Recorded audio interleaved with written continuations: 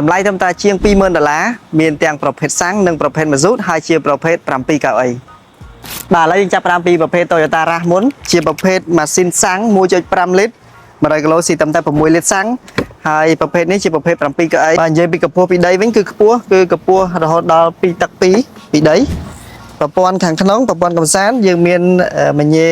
touch screen មានចាក់ CD DVD USB និង Bluetooth ហើយប្រភេទនេះគឺជាប្រភេទ ម៉ែត្រភ្លើងដែលមានសភាពទន់ធូរងាយស្រួលក្នុងការបត់បែនហើយបើនិយាយពីភាពធន់វិញបងប្អូនដឹងហើយស៊េរី Toyota Rush យើងមានចាប់ពីឆ្នាំ2019មកហើយមួយនេះស៊េរីឆ្នាំ2023តម្លៃវិញត្រឹមតែ24,900អាចធ្វើការចរចាបានអញ្ចឹងសរុបមកសម្រាប់បងប្អូនដែលមានតម្រូវការប្រើប្រាស់ក្នុងក្រុងត្រូវការចង្កូតទុនប្រភេទប្រើម៉ាស៊ីនសាំង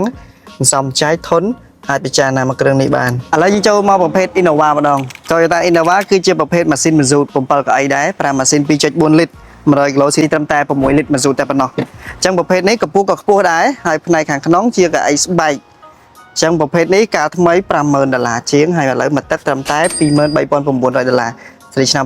2020 Innova នេះដែរគឺប្រើប្រព័ន្ធចង្កូតនេះគឺប្រើម៉ែត្រប្រេងប៉ុន្តែប្រេងនេះមិនមែនតឹងដល់ថ្នាក់យើងពិបាកក្នុងការកាត់ទេអានេះគឺធូរដែរទេប្រភេទម៉ែត្រប្រេងធន់អញ្ចឹងបងប្អូនប្រើម៉ាស៊ូតហើយប្រើម៉ែត្រប្រេងប្រព័ន្ធកំសាន្តមិនសូវខុសពី Toyota Rush ទេគឺមានប្រព័ន្ធកំសាន្ត touch screen យើងមាន CD VCD ភ្ជាប់ Bluetooth និង USB ដូចគ្នា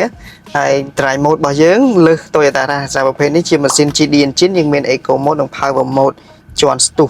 បោកលេខ6វគ្គហើយតម្លៃបាក់ផែជាមួយ Toyota Rush ទេស៊េរីឆ្នាំខុសគ្នា3ឆ្នាំអញ្ចឹងសម្រាប់បងប្អូនដែលចង់បានឡានម៉ាស៊ូតហើយ7កៅអីជិះចុះខេត្តញឹកញាប់ឬក៏ប្រើក្នុងក្រុងក៏បានអាចពិចារណាប្រភេទនេះ